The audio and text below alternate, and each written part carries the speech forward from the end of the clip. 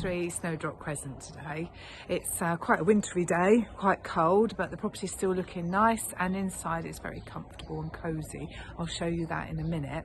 Outside here I'm in the back garden, and you will see from the pictures that it's very easy to keep. There's some mature planting, but most of it is paved decking and gravel, which is really nice. And behind the single detached garage there's also a further shed and space to store bits. There's loads of parking here. You've got the space in front of the garage, but you've also got a space down the side where our vendor keeps a large van as well as another car, so plenty of room there.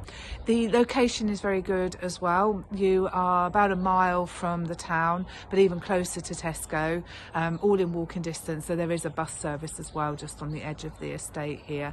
Established properties, probably around the 20-year-old now, most of them on this estate, and this particular one has had a new boiler over the last little while, and some of the new doors, front door and back door for sure.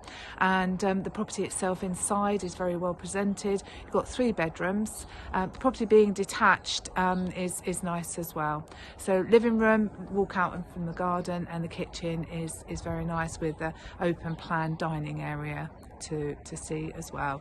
So all in all, definitely worth a view.